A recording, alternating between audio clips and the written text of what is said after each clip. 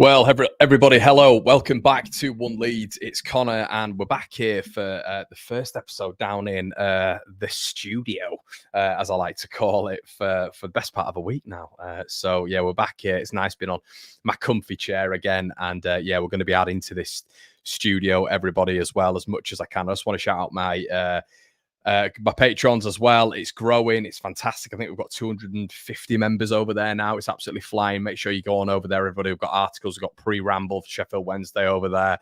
We've got posts as well. And yeah, it is. Yeah, we're going to have definitely some articles on what's transpiring at this moment in time. So, and videos there as well. We're trying to make it into a multifaceted platform.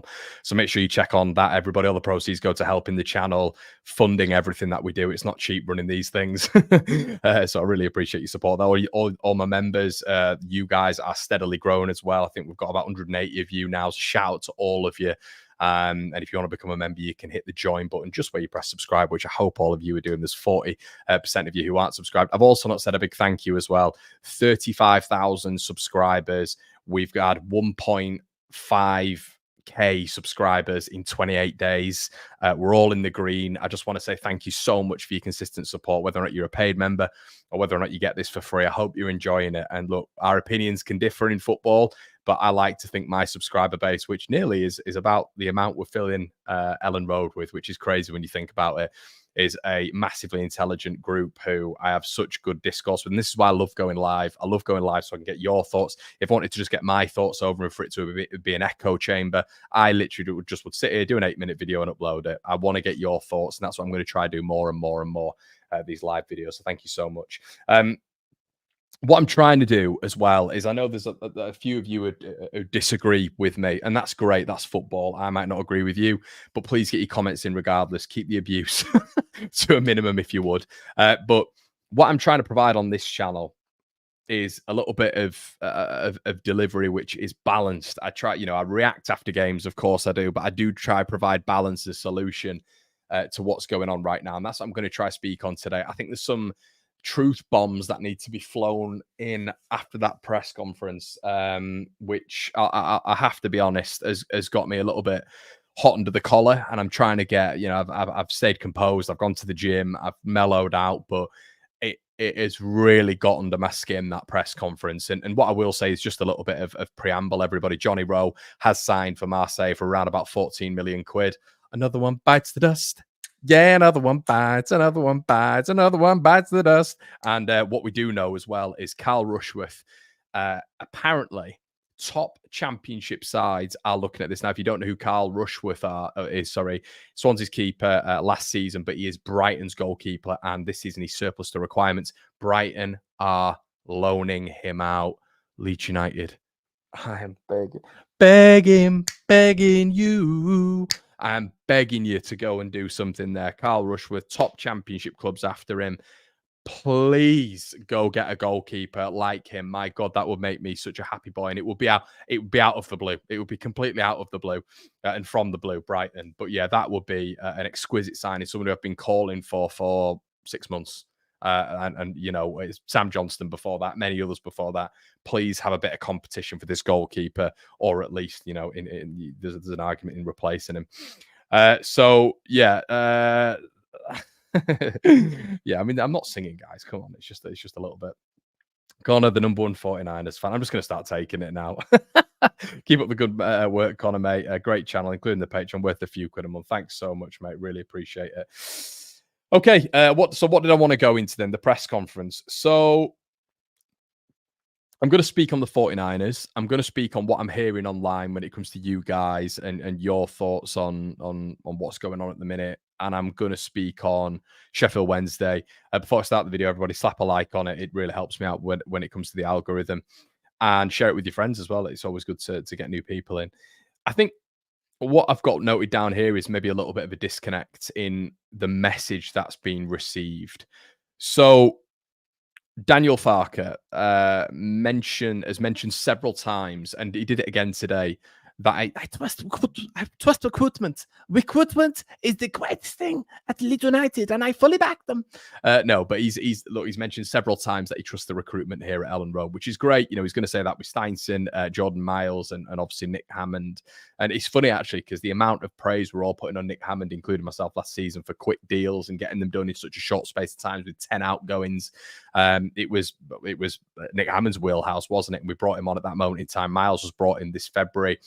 And the plan had to be surely to attack this window, think of solutions, think of resolutions for players that may be going out, which was the biggest issue. If we're being brutally honest, the biggest issue was Leeds losing players because we were vulnerable. Why are we vulnerable? Because we didn't get up. 90-point trophy, but we didn't get up. If we'd have gone up, we wouldn't have been vulnerable or anywhere near as vulnerable as we are now. So he said that he trusts the recruitment. But there was a big stickler in that for me. And it was the fact that he said in this press conference that he'd pretty much personally gone to the recruitment team and told them to plan. So when you look at sort of like, you know, synonyms or associations with the word plan, proactiveness, you know, getting ready, he'd asked them to do that for big losses 5 weeks ago. So he could just be saying that. You know, it's obviously going to protect him. But then again, if he did say that and the 49ers picked up on it, the transparency will be punched then. There needs to be a little bit more of a connectivity between those two. I don't think he'd be lying about that. And all he said was he asked the 49ers to provide backing for Rutter and Somerville 5 weeks ago. That's a disconnect for me. If you've got a recruitment team, which Leeds have, and the onus on the recruitment team was massive. It was put on by Parag. We've heard it multiple times that the recruitment team is key. They've gone to a data-led plan of which they've used in the States. This has to be replicated for Leeds United to get the best value for player. And I say the, you know, value for player, those three words. Unless we pull rabbits out of the hat, which we might do. You know, there's players that have been mentioned today in terms of Cabal, Benson, you know, and other players as well. Salai as well, Roland Salai, which would be a really good deal, the Hungarian international. Players like that off the continent that you can get for cheap deals, that is pulling rabbits out the hat. Domestic players and overspending for them, I kind of can agree with probably Farke and the 49ers there in terms of can we really go out and spend that much money? Paying for the sins of the past is something that Farke said, and people seem to be ignoring. I don't know why, but we are evidently still paying for the sins of the past that have happened. You know, when it comes to Victor Orta and Leeds losing out on millions over the years, letting players leave for nothing when we brought them in for X amount of money, which doesn't look good on the sheets. However, with what we've been promised this year, and this has been the issue, the rhetoric, the notion, the dialogue that we've been delivered, this isn't good enough. And I want to make that clear right now.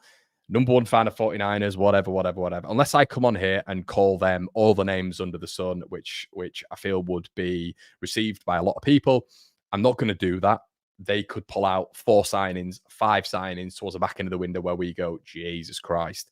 But we're going to get into why this is a big problem. And it comes back to that thing, value for money, which they've always kind of said, this data-led model. The reason behind that is so that you can get players in that are really under the radar. You know, we mentioned Elisha, Ben Rama, Buendia, Samu Saiz, these type of players from the continent who've come in and they've really delivered in the championship. And a lot of them have been brought in on, you know, data-led model. You know, when you look at Norwich, when you look at Brentford, etc., they've done that. They brought these players in and they've done very well. There are many, many more examples. It's just attacking players that I can think of. So there are those out there. But the big issue right now is the value for money thing with the time that we have left right now, which is a huge issue. Another thing that we need to talk about. So I feel like there's a bit of a disconnect there because he's saying that he trusts the recruitment, but then he's gone to them and he specifically said that he wants X amount of players and we're going to have to have contingency plans for those players leaving. Why do recruitment not know that? Why, when Jordan Miles has come in February to attack the summer transfer window, the biggest priority is us because we've been relegated, because we've been obviously previously relegated and we've stayed in the same division. Why do we not have a list of players already set up for us to go and attack if X, Y, and Z happens? The big problem here is the time.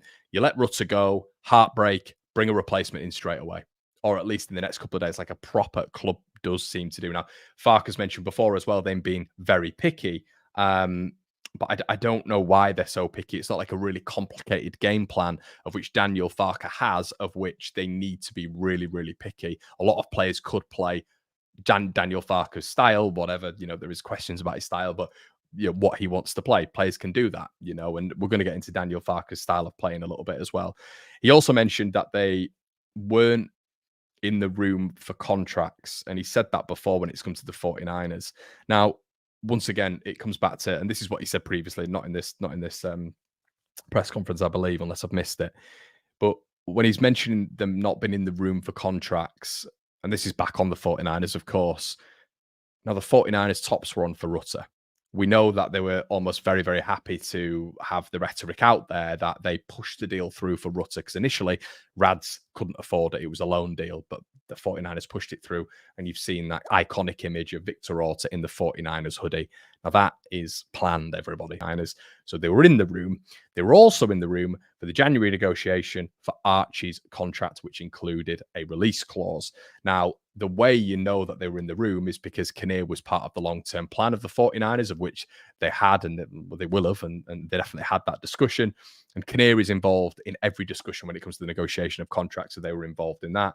And as I've said, Marath will have 100%, or Marat, I should say, would have 100% been involved in the negotiation and the contract agreement, which involved the release clause for Archie Gray. So I am not buying that whatsoever. And I'm really interested to hear what you guys think in the comment section below. So please let me know.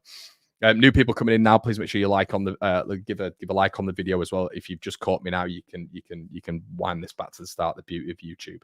Now, what I'm seeing a lot of as well is, and this is sort of maybe back in the 49ers a bit in terms of just this whole American thing. Americans don't understand football. They've come in. I'm sick of Yanks, this, that, and the other, all this sort of stuff. And I feel like this is a bit of a knock-on effect with Jesse Marsh and the talking effect and all this sort of stuff. The ironic thing about all this is Daniel Farke does talk a hell of a lot as well. But yeah, Jesse Marsh at points was absolutely insufferable, and I'm completely on that, of course. But I'm seeing a lot of Americans don't understand football at the minute.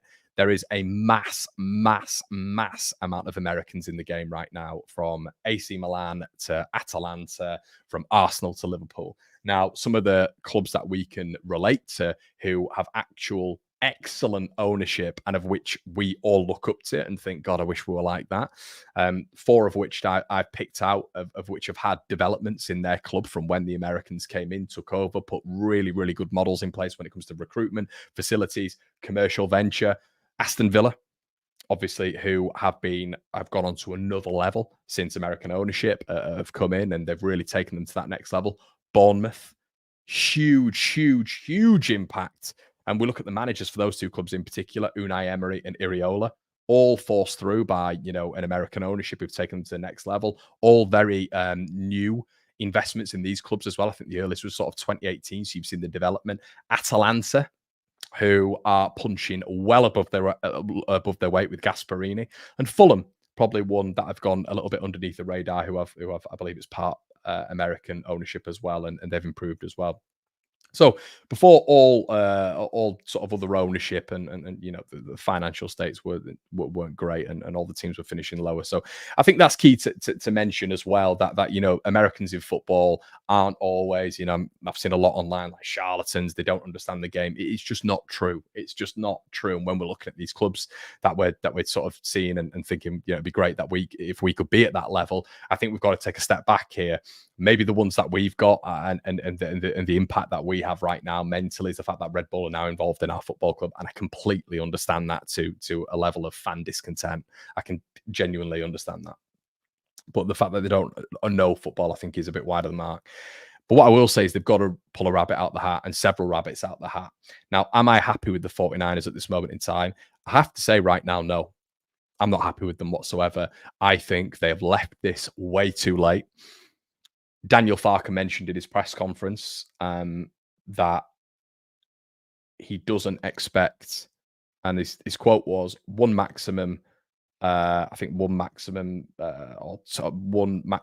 two, where in the next couple of games we don't have new signings. So he's saying we're not going to get a signing in for Sheffield Wednesday, and we might not have a signing in as well for Hull City, which is not on. Now, if you're proactive and you're proactive in the right way, you get a signing in after Christ Somerville. If you're proactive and in the right way and in a measured way, and if you've been working on this from from February onwards, and Daniel Farke's warned everybody, but they're all well aware of this, you are almost on standby for when this happens. You're on standby. It's like when you're a paramedic and the call comes in, you're out. You're out of the tracks when it comes to these players. And if one can't be done, you're in contact, you're in semi-contact with another one. And I know that for a fact. Okay, from other clubs. Yeah, they are on standby. And you will see that with so many clubs in this pyramid when it comes to one of their big signings going and then being proactive. Or, I mean, you can call it proactive initially and then reactive to when it happens. There's so many examples of that in football. There's so many examples of that in this window. And that's what gets me hot under the collar at this moment in time. And I am going to say about Daniel Farke, I think he's handling himself, even though I don't agree with a lot of what he says, and you guys know, but his decorum, how he's handling himself in front of the media is very, very measured and it's very good. And today I was impressed with how he handled a very, very hot week, a very, very hot couple of weeks. And this is what I'm saying. I'm not 49ers number one fan. I'm trying to provide an opinion on where I think it could go. Now, their wheelhouse, all this sort of stuff. It's getting contracts done in their sleep, yada, yada, yada, all that sort of stuff that we heard with Parag at the start of the season. How I'm looking at it is if we've not got a deal done by Sheffield Wednesday, Leeds United don't really work weekends. I genuinely, you guys might tell me in the chat below, I can't remember Leeds doing deals at weekends. And maybe this will be different now because of the transfer window. I would predict that Leeds don't do anything this weekend. Okay. Sheffield Wednesday and then the weekend. I don't think Leeds will do anything. So I might be wrong. There might be negotiations going on, but I don't think we do anything this weekend. So for me, that then puts you on a path to chaos.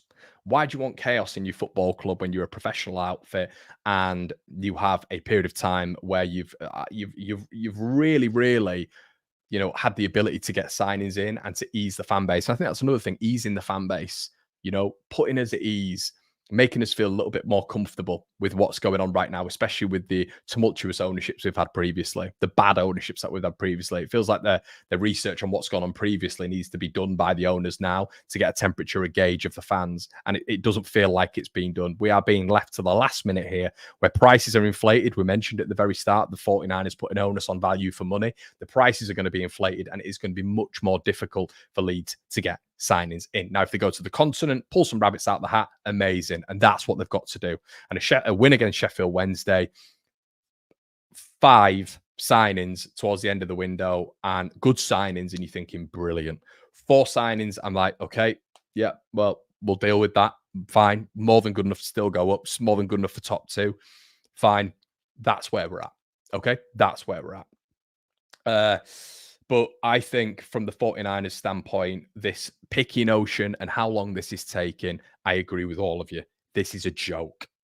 It is becoming a joke. But I cannot lambast, I cannot fully criticize and have my fullest opinion on the 49ers. Why? Because the window ain't done yet. And last season, they got 5 deals done in 5 days and 5 half-decent deals done in 5 days. Okay? So that's why you cannot fully have a opinion on the 49ers. Okay? Now, when I've come on here before and I've been speaking about Daniel Farke, I've watched Daniel Farke football now for a long time. A long time. So I can have an opinion on Daniel Farke football. I have my opinion on the caliber of the squad and where it can get to. So I think with those two meshing, we should be at a certain position. Okay? But right now with the 49ers, they have 9 days. And Farke doesn't seem to believe there's going to be one in before Sheffield Wednesday. I personally don't think Leeds work weekends. So there's going to be, if anything, it's going to be Monday. And then they have 4 or 5 days to save it. Save the window. And I think I'll go this far, save the season.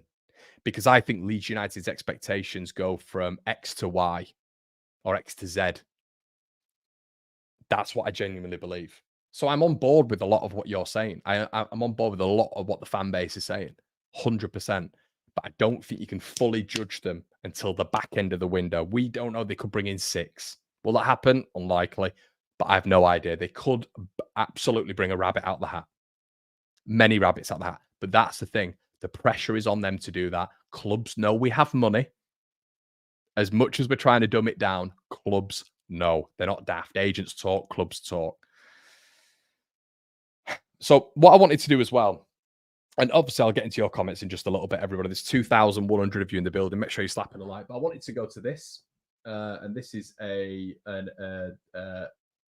one of my bookmarks. And this is what was said from Parag, the 25th of May after the dealing with some at Wembley. When I say So we'll bring this up. Stability, I'm not just saying, hey, we're never going to be have PNS issues. Honestly, my hope is that we're always going to be dealing with some PNS complications, because we are always going to be fielding a team as legally competitive as we can. And so whether in the championship or in the Premier League, we are going to be going full tilt to make us as competitive as we can be. So wherever we are, it's going to be complicated. But as we're building this foundation, we want to be in the place where once we get promoted and we have a couple years of stability up in the Premier League, that we are a club that every year has confidence that we're going to be there and, matriculate up the table. And so that's really what we're trying to build. When I say stability, I'm not just saying. So when you listen to that, and shout out to you, Lorcan, becoming a new member, mate. Really appreciate it. You've joined the 185 of you, I think. But yeah, and I'll get into your comments in just a little bit, everybody, because this is fascinating. It really is, especially after today's press conference, because I feel it's gone to another level. A lot of Leeds fans thought there'd be signings in before Wednesday. A lot of us thought at the beginning of the week this was going to be what was going to happen. It's not happening. It will not happen. So, and as we know, Leeds don't work weekends, as I can see a lot of you saying. So what he said there is, and there's a lot of interpretation, perception of what he said. All I'm hearing there, in all fairness, is we're going to be competitive. We're going to stay in PNS rules, which has been, we are PNS FC, aren't we? Profit and Sustainability Football Club. That's what I heard with that interview. And all I heard with that interview is we're going to be competitive and almost push on. How do they value the squad? Do they think Joel Peru's going to work out? Do they think Rothwell's an unbelievable signing? Do they think Willian Yonto, if they keep hold of him, is a massive tick? Do they think if they get a couple more in, which I think they will do, I genuinely believe they will do, but if they get a couple more in, and I said a couple more in, then I'm not 100% sure we get 4 or 5.5 to say, and that is on the 49ers. But he's not saying there anything unusual, and that's what he said after the playoff final. That's not me saying it's right either, everybody, because this is the guy who said he operates, he negotiates contract in his sleep. It's his wheelhouse. He's also said what he said after Archie Gray in Somerville in terms of X, Y, and Z. He's also said when Red Bull come in, it might be the difference between keeping a player, So I understand all that, but from his perspective, they'll probably turn around and say, well, that's how we kept Willian Yonto. Yeah, and we know that's what's going to be said. We know that's what's going to be said at the back end of the window. Do you know what I've absolutely hated? This is criticism of the 49ers, as I've just criticised them previously there.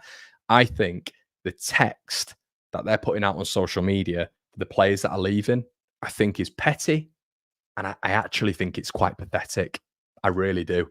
I think it's followed on from last season when the 10 went out and there was brief descriptions. But Jorginho Rutter, Crysencio Somerville do not deserve brief descriptions. And we don't have to do a love letter to see them gone, but it deserves more than 2 sentences. And then you go into a statement, we tried to keep him, but you didn't keep him. Stop me so sensitive. You didn't keep him. We don't need to know that. You didn't keep him, but at least, and we'll bring sentiment into this, at least give us a little bit more than 2 sentences on the 2 players who made you most successful last season and got Daniel Farke to 90 points, which you'll all constantly comment on. But these are the 2 players that got you there. So let's have a little bit more there. And I've not liked that whatsoever. I think it's actually a little bit disrespectful. But yeah, I think of all, we've got to wait on. We've got to see what happens. And listen, this is where we're at right now. This is where we're at right now. So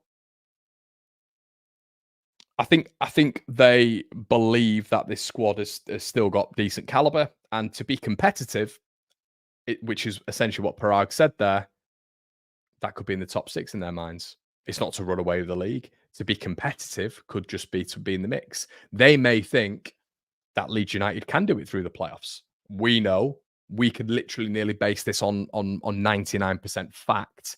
Leeds United need to be in the top 2. You know, even when we were in League One, we had to get up there. We couldn't fall into the playoffs on the last day of the season. We couldn't allow Millwall to get into the top 2 with Norwich. Even in the League One playoff days, we couldn't, because we've been burnt by Doncaster Rovers previously. Leeds United and playoffs don't go well. It's like pineapple on pizza, just to annoy a lot of you.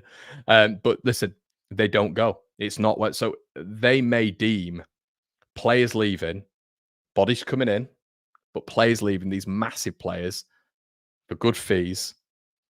Obviously, they're paying for the sins of the past, which Daniel Farke keeps saying, even though he's then said that he wants permanent signings as well.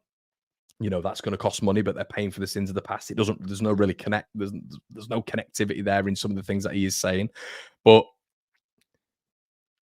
they may think that's successful. I don't know. I have no idea. And that's where we're at right now. You may have your thoughts. I may have my thoughts on what we deem success as Leeds United fans. People who've been around the block, people who've been here 15, 20, 30 years, or even 2, 3, 4, 5 years.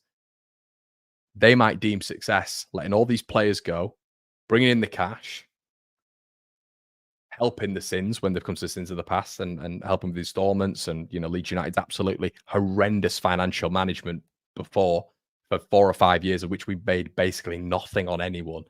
And they might deem that good enough in terms of us having a squad out there that can make the top 6. Do I think that's good enough? Absolutely not. But they might deem that good enough. And that's the worry. Because Leeds just getting into a position where in the playoffs, they might say, well, we got to the playoffs, and next year, you know, we'll go one better. Worst case scenario. We just know that doesn't work. We just know that doesn't work, and you are chancing. And then imagine the almighty pressure in January, where potentially you're already too far behind anyway, if that is the case. Because what do we know about this squad right now? The starting 11's good. It is a good starting 11. Is it a top 6 starting 11? It is. And I'm stunned people are not thinking that. I'm really surprised that people not thinking that.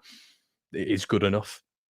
The 12, 13, 14 is okay when you're looking at maybe a 12 Rothwell, 13 Aronson, 14 Verber. It's you know, they'd fit into a lot of these championship sides. You know, a lot of people would like that, but the profiles are missing. Could it be elevated? Of course it could. And when it's elevated, that's top 2. That's top 2. But what you don't want to do, and what they're really, really, really not taking into consideration here, once again, we've had a slow start, and I think we will continue to have a slow start. This is what they didn't want last season, which is knocking me off, because they didn't want a slow start, and you've not prepared enough to give the manager the tools.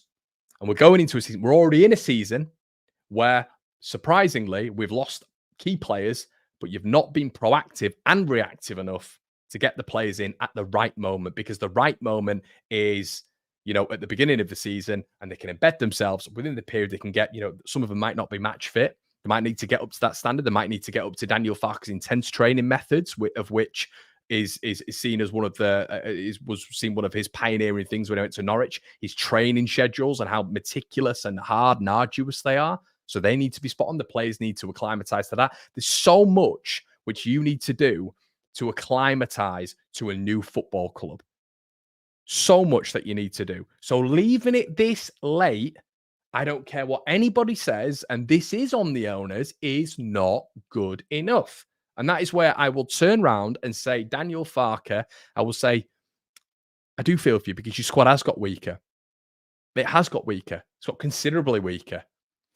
But let's not all forget what we were all saying at the beginning of the season, that this division would be weaker. Let's not all forget what we were saying when it came to, you know, Joe Rothwell at the very beginning, when it came to keeping hold of Willie Gnonto, when it kept, you know, keeping hold of Ethan Ampadu, etc. Okay? Now, I'm not saying they've done a good job there whatsoever. I'm not saying that.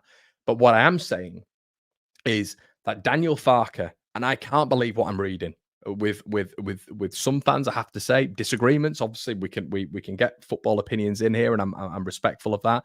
But I cannot believe what I'm hearing with some fans who say, someone said to me today, shout out to you, Joe Atherton. I don't want to put you on smoke here, mate, because I've heard it several times. Sheffield Wednesday's squad is better than ours. We can't go down this road. We can't go down this road because as much as I agree there's frustration right now, players have to come in. And I've just done a monologue on why players have to come in. And if you want top two, which Leeds United need, because we're not in this playoff stuff. We're not in it. We said wasn't essentially going to happen as a fan base, and you felt that was the rhetoric from the club. Last season we're going to go top two. We're the bookies' favourites. Top two. Okay, that's what Leeds United need. Playoffs, it's not our wheelhouse. Every other club is fine in there, not us. Okay, we know that as a fan base. So to do that, you need to improve the quality, or at least get near to that quality. You're never going to replace Somerville. You're never going to replace Rutter, but you need to get near to that and add other players in the round to facilitate that depth. They've not done that yet, and that's not good enough. But the team right now, I wouldn't take one of those Sheffield Wednesday players, not one of those Sheffield Wednesday players in replacement of our starting 11, which when you look at it back to front, even Elan Meslier, I'd take him over Beadle, and that's me. Okay. Elan Meslier, Jaden Bogle, Strauch, Rodon, Firpo, Rothwell, Ampadu, Nonto, Pirot, Dan James, Matteo Joseph. Not one Sheffield Wednesday player comes into my side. And I'd argue the same for Hull City. Okay. Burnley, we're having a different discussion. But these next two games, there's off the pitch and there's on the pitch. And I get that they can intertwine. I understand that right now. But he has a good enough squad. A good enough squad. And with the amount of substitutions he makes, which naturally isn't a lot, and the time he gives them on the pitch, we shouldn't really be worried about that right now. The next two games are the focus for Daniel Farke, and he needs to pick up points. Now, at the beginning of the press conference, he was talking about Middlesbrough again. He was also talking about how the Rutter thing had affected the whole game. And once again, he spoke, the Rutter thing sort of overshadowed the entire Middlesbrough performance, even though the second half were woeful, the first half were all right. And I don't think that's right. I think it's just an excuse. And my perspective with Daniel Farke is he's got a lot of excuses. I know a lot of you guys don't disagree, but I can split both things up. I think his side right now is good enough. Now, if they're playing Burnley, are they good enough? Questions there. I don't think they are. Playing Sheffield United? Questions there. I don't think they are. Coventry? Be tough. Be tough. Sunderland? Be tough. Sheffield Wednesday, when you look at their squad, nah, not having it. Hull, when you look at their squad, nah, not having it. And the pressure on him right now is to get the best out of this team. The best out of this team. And that's what a manager needs to do. And with a lot of his way of playing, which is possession-based football, which I wouldn't say this season, even with the 3 games that we've seen, we've been heavily possession-based. And the high press, everybody, is what Daniel Farke was made on. The high press was in the Championship, it was novel with Norwich. Absolutely novel. 5-6 years ago, whatever it was, before Bielsa, you'd never seen a press like that in the Championship with sort of mediocre-ish players. I've not seen a press with Leeds United since we played Millwall and we won 2-0 at home. Norwich was individual quality was unbelievable. I wouldn't say it was a press, but Daniel Farke's whole thing is based on a high press. We played West Bromwich Albion at the weekend and we were scared to press, even though they've got old men at the back. Okay. Borough, we didn't press at all. And Portsmouth, it was sporadic. These aren't really good ball playing centre backs that we're coming up against in this league. So even just that simple premise of a Daniel Farke team being fit, energetic, working hard in training, some of their most rigorous training you've ever seen. Some players have witnessed. Sam Byram said he'd not seen that sort of training before. You go into a high pressure situation and you deliver that. You deliver the practice, but we're not seeing that. We're seeing problems. We're seeing it's fractured. Okay. Now that could be due to the players and their heads elsewhere. Of course it could. But as well, Daniel Farke, in my opinion, as Leeds United manager, my club, it's not entitlement, but it's expectation, it's standards. We should always be in the conversation in this division of top 2, top 3. Always. 2 wins in 13, which includes last season when you've got Rutter, when you got Somerville, you got Archie Gray. 2 wins in 13 isn't good enough. That can't be 2 wins in 14, 2 wins in 15. It can't. And I'm not saying him out whatsoever because we need consistency. This two things don't go the same way all the time. If he's underperforming, it doesn't mean he gets the sack. But if he's underperforming, things need to change. He needs to develop. And this is what I'm saying, everybody. The 49ers, problems, real problems. And at this moment in time, the truth is they are not performing at optimum level and at the Leeds United standard, in my opinion, when it comes to recruitment. But Daniel Farke is also not doing that. And to be fair, the players aren't either. So there's a three-pronged problem here. But it's not just one that needs to be blamed, because right now, that team, in my opinion, was good enough to beat Middlesbrough. It was good enough to beat West Bromwich Albion. But the rhetoric now is that it was a really, really good point, even after that performance, which I don't think was near enough, which wasn't good enough based on the standard of Leeds United. Right, let's have a look at some of your comments anyway. Aronson, Zach says, in centrally Friday, Perot been awful. Maybe, Zach, maybe. Let me just take a sip of something, because I've been waffling on for the past half an hour. I can't. 37 minutes. Why didn't anyone just say stop waffling, Connor? Wow.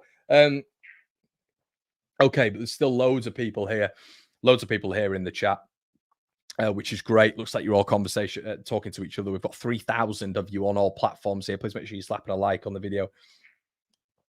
Maybe the players aren't asked about playing under him.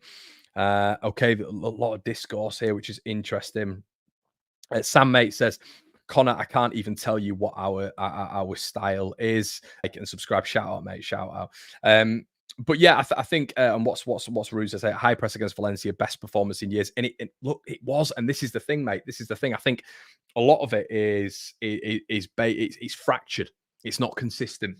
But that's pre-season. You know, as loads of people tell me, it doesn't matter. And when you got 5 wins on the bounce and when you've controlled games like you have, I mean, Valencia went 1-0 up against Barcelona at the weekend. I was watching it. I was like, what am I watching? I get it's pre-season, but they had a very strong side out against Leeds. They had a very strong side out against Barcelona. Is it a pressure aspect? I don't know. Is it fully the Rutter aspect? I don't know. But not only have they got a plan recruitment-wise for a team without Rutter, Farke's got a plan for a system. He's got a plan for players to be without Jorginho Rutter as the crux of the side. Now, is that simple? Of course it's not. Of course it's not. But we've got to look, and Farke, not only recruitment-wise, but worst case scenario, he's worked with less. He's worked with less at Norwich, you know, in terms of a budget. So we've spent £16 million on Joel Peru, who we can't get the best out of at all. You know, Joseph hasn't scored yet this season, even though I think he's shown improvements. Willie Nyonto, where's his best position? He's got to figure out these like little dimensions for Sheffield Wednesday, okay? And right now, there's more discussion off the pitch than there is on the pitch, and I think that's helping Farke, because I don't think he's performing. As I've said, I don't think the players are performing, but it's his job to get the best out of the players, okay? And the 49ers, we can talk about what they've not done right now, and I don't think it's good enough. I think there's a lot of what the 49ers have done where they've missed the mark, massively missed the mark. But on the 31st, or the first, we can turn around and go, that is a joke. That is not good enough. That means Leeds United are not going to get top 2. Because I know some of you are praying for me to say that right now. You all want me to say that. You all want, the 49ers, blah, blah, blah. But at the end of the window, we can turn around and say, that is a woeful transfer window and is nowhere near good enough. Okay, right now, you can judge Daniel Farke because we're seeing his teams play. We're saying it's not good enough. It's not on the mark. It's not on the level. We're not seeing some of the things that Farke sort of blessed up on that Norwich side and at points blessed up on that Leeds United side last season. As I've just mentioned, the high press being key for that. Key for any time we press Palmer, anytime we press Bartley and Shemi Ajayi, we won the ball back. We won the ball back at the weekend. And then what did we do? We decided to reside back into our shape because we were scared of getting beaten. We're scared of getting beaten. And this is what I'm saying. When you can see a weakness, you've got to attack it. And that's what his Norwich sides did. They attacked it, you know, as a unit. Obviously, he relied on Buendia and stuff, but there was massive contributors to goals, massive contributors to assists in Stiepermann, in Aarons, in Vrancic, you know, in Onel Hernandez, in Pukki. There was contributions all over the pitch. So the whole thing is he got a tune out of that. And I don't think he's getting the holistic tune out of this Leeds side at the minute, you know? And it was, as much as we say it was Buendia, there was a lot of parts in that Norwich side which were quality. Cantwell, another one that he got the best out of. He got the best out of everyone at Norwich. I'm not sure he's doing that at Leeds United yet. Let's have a look. Keep getting your comments in, everybody. 49ers looking after the investors over the club. Mike, you could be spot on, mate. You could be absolutely spot on there. But yeah, I think the interesting side of this is where Leeds will be post window, because I think we're talking about a top 6 conversation. Look, we could. I mean, this would be absolutely horrendous, but this could still happen. Willie Gnonto could score twice against Sheffield Wednesday, and you could get a club coming in and panicking from the Premier League and offering daft money. Okay, that could happen. Could still happen. And right now, I don't have the security in my mindset to think that Leeds would be with Willie Gnonto if that happened at the end of the campaign. Okay, if that happens, even with the players that we bring in, I'm not confident whatsoever. And then we can have a conversation even about the top 6. Yeah, that's when we can have a conversation about the top 6. But right now, the squad is top 6, in my opinion. The squad is top 6, but there's potential that it would scrape top 6 because we've got a lack of profiles on the bench that can really be game changers. And it's just so threadbare. And we know what a lot of these players within this squad are in terms of injury ridden. Once again, that's on the 49ers. Daniel Farke has worked with small squads at Norwich. He's worked with small squads before. And right now, you've got to look at the one foot in front of the other. Max Verber's injured. Okay. But is this team good enough to beat Sheffield Wednesday? Yeah. So this is our first points on the board in terms of 3 points. 3 points. And I don't care. In the press conference, he's talking about Sunderland and Sheffield United, Sheffield Wednesday having Sheffield Wednesday having a reaction to Sunderland. It's probably the worst time to play Sheffield Wednesday because of the reactions. And they're a good team and all this stuff. They're not. They've got a very, very good coach, a very, very good coach at this level. But when they've got Beadle, when they've got Palmer, when they've got Windass, when they've got Barry Bannon, players of this level, I'm not having it. I'm not having it that they should be beating this Leeds side and they've got a better team. No way. No way. Football's not played on paper, but a lot of the time, 90% of the time it is. Hence why you get the same teams winning all the time, because football is played on paper, because money counts. And there's been more money invested in that Leeds squad than there has in that Sheffield Wednesday squad. And at some point, we have to get this season off and running, because if Burnley win at the weekend and we lose or we draw and there's sort of more excuses reeled out, and maybe we don't get the desired result against Hull and more excuses are reeled out, and quite rightly so, but, then this points gap and this season has been shambolic to start off with. And that was supposed to be where we improved on last season, the start of the season. And then you might get a runaway train in Burnley. And then you're competing for those second spots. We know how this works, everyone. We know how this works. And we can talk about burn the XG this, burn the XG that. The squad is being ripped apart right now, but you do feel that they'll go and add, as they've done before. They've got those first-year parachute payments. And the manager has won the division before, and he's in that almost first year that we had last season, really.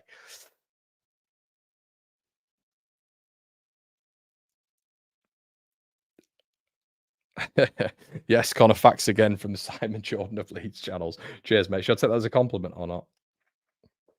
I reckon they were banking on us getting promoted and now stripping us and going to sell to Red Bull. Sheza, what I'll say about that, mate, and you're one of my members and one of the ones I absolutely love, of course. What I'll say about that, mate, is what would you rather do? Would you rather sell for a decent enough price to Red Bull, strippers of assets, which it's decent money, but a lot of it is not as bulky as you probably think when it comes to payments? Or do you think the 49ers would earn an absolute shed load of money from going up to the Premier League and staying up? Shez, there's one conversation here, mate. They are going to earn 3-4 times the money, if not more, with how lucrative that division's getting by getting up to the Premier League. So this asset stripping thing makes no sense, mate. It makes no sense. Because, yeah, they could get a quick buck, harm the reputation massively, even though the venture capitalists and it's an enterprise arm of the 49ers. I understand that, but it's still associated with the 49ers. Horrendous reputation. Look, if, they've come in, they've said they're going to do this, that, and the other, and they haven't. It's a poor reflection, which they won't want. And then they're going to earn way more money with us being in the Premier League. So this asset stripping thing, from a financial perspective, mate, doesn't make a lot of sense.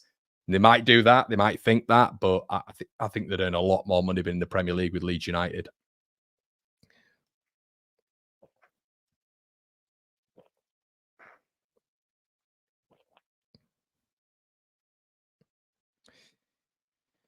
Let's have a look at some of your comments. Keep getting them in, everybody.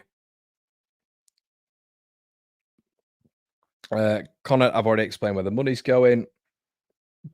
If they do want to sell us, they'll want us promoted first. Look at how the valuation tanked for Radras. Aiden, that's it, mate. That's it. You know, been in the Championship, they'll get a reduced offer for Leeds United. If they get them to the Premier League, then we can have a conversation about them, you know, selling to Red Bull or whatever. But that is what the 49ers, it just wouldn't make any sense. They're going to make a massive loss, you know, asset stripping and then just selling us on to Red Bull. The potential, that's what they'll be looking at, the potential of Leeds United in the Premier League, of which they might be able to triple, quadruple the money they'll make if they are thinking about leaving.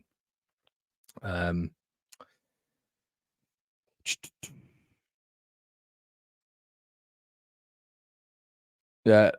Nathan says, why do you think there has been no new incomers in your opinion? Lack of willingness to spend, lack of ambition, no one there scouted. Nathan, it's an interesting question, mate. I think they're doing this thing where they maybe think they're clever. They're really, really sort of insightful, and there's going to be a bit of a window, and there's going to be panic. There's a strategy.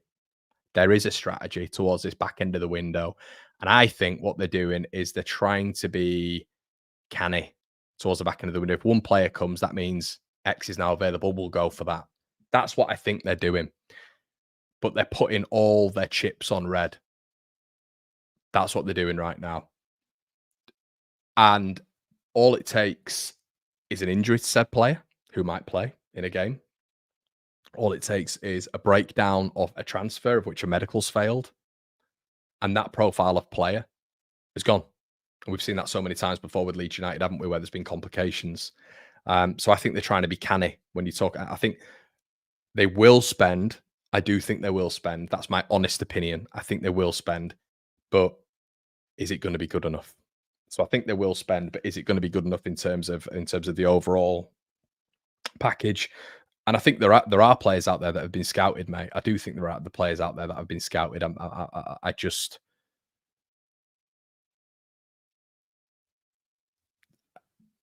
got this feeling that they're waiting for this sort of puzzle to move around a little bit. That's what I think they're doing. And the message is keep calm. No need to panic.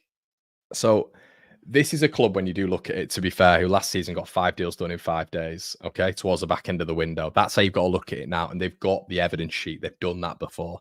Okay, they've done that before. If they'd not done that before, I'd be thinking, shit.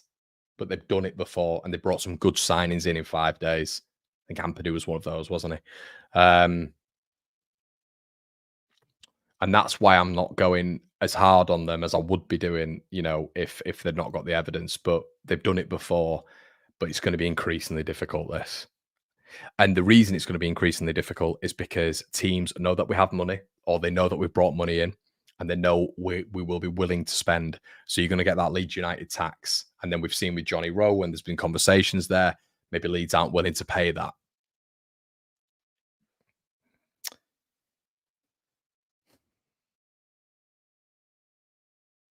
Pete says, do you think we will get maybe best two players? Yeah, I think it'll be 2, max 3. I think we'll get permanent, and then I think we'll get 2 loans. And this is the big issue, because from a PR standpoint, this is awful. If we were to get 2, this isn't good, because he's pretty much said 4, hasn't he? I think he said 4 in his press conference, or you know, I can't remember if he said the number, but I'm sure he did. Not this time, but his previous one. And he's mentioned permanence. He wants permanence. So if they get a permanent in, and then they get 2 loans, I'm playing devil's advocate here, but if they did that, or they got 2 or 3 loans in and a permanent, or 2 permanents and a couple of loans, it's going to look awful. It's going to look awful, because you can't get around that. You can't get around the manager coming out, and they won't have liked him coming out and saying, I'm telling you, they won't have liked him coming out and saying he wants 4 permanents. And shout out to Farke for that, to be fair, of course. But they won't have liked that. So him coming out and saying he wants 4 permanents means that the requirement is that they get 4 permanents to back the manager. And if they believe in him, like they have done, they've kept him on after the Southampton game, which could have been a turning point, of course. Even the back end of last season, when we went through that horrible run towards the back end of last season, some owners might have panicked and sacked him. Okay, they didn't. They've stuck through him. They stuck through him through the summer. But yeah, there are issues there, I think. Dan says 2 wins in 13. It will be the same when we play Sheff Wed, and there will be a gap between our defence and forward, no midfield, because they will be sat in defence tactics. Yeah, and I think a lot of this is based on is we've got to look at Farke. I think if he'd have been winning games, everybody, if he'd have been if we'd have beaten Portsmouth, but we didn't. I know he kept saying today that we should have scored 7 goals, but we didn't. He said, and this is the thing with the excuses. Portsmouth, we should have scored 7, and they had an XG of blah blah blah, so they shouldn't have scored 3. We played Middlesbrough, and obviously the Jorginho Rutter thing happened, and we all found that out 2 hours beforehand. And the West Bromwich Albion game was a really, really good point. So do you see how for every single game, this is what he said today, every single game he's got a thought out excuse and almost like validation. He hasn't got an excuse for Friday. Hasn't. What's the excuse? Because we've got better players than them. Have they just got a better coach? You've won the championship twice, mate. So statistically, you're a better coach than Danny Roll. They've had a good run till the end of the season. He was mentioning it being a Yorkshire derby. They'll want to beat us. I don't care. Take the emotion out of it. Take the emotion out of it for the players. That's yours and your staff's job. So there's definitely questions for Farke there as well, everybody, 100%. And we'll wait and see what happens against Sheffield Wednesday. We go and slap Sheffield Wednesday, put in a brilliant performance. It could kickstart our season. That's the positive. We do that, and then we go into next week. We bring some signings in. Then we beat Hull. It's a completely different picture, and that's how football works. I'll be sat here in a week's time, and if we slap up Wednesday, Nonto scores 2 screamers, Leeds fans are going mental in the corner. Matteo Joseph gets off the score sheet. We take away Sheffield Wednesday's heart a little bit. We beat them. Yorkshire derby. Burnley maybe lose or whatever. We close the gap already. You bring in signings next week. Good feel factor. And then you beat Hull City. That is what can happen in the shape of a week.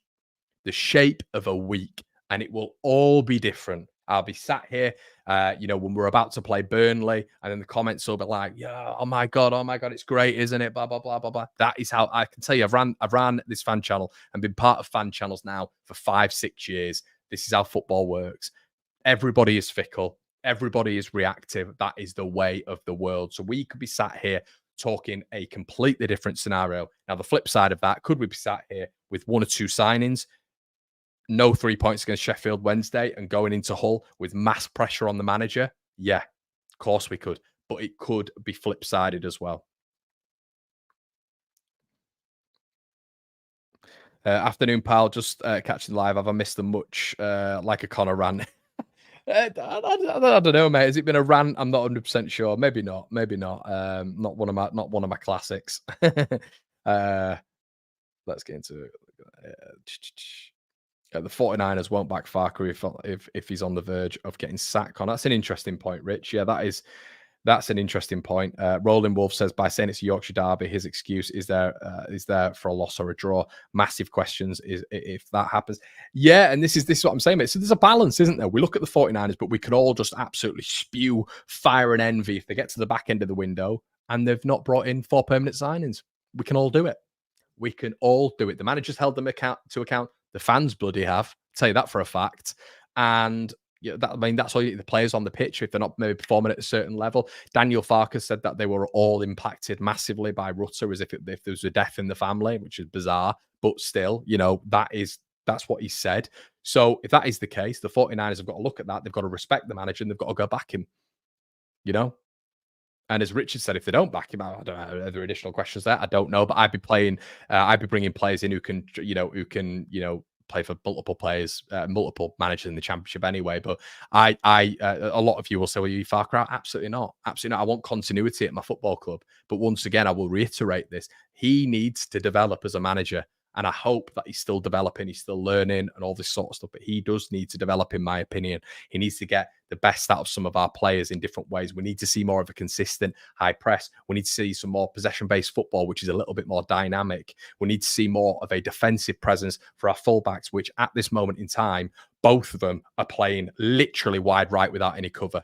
We need to see differences in how we play, because I think right now Leeds United are quite easy to play against.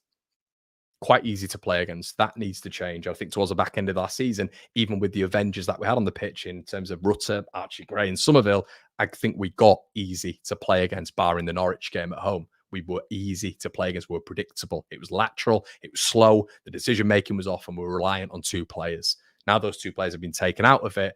What can we do now then? What can we do now then?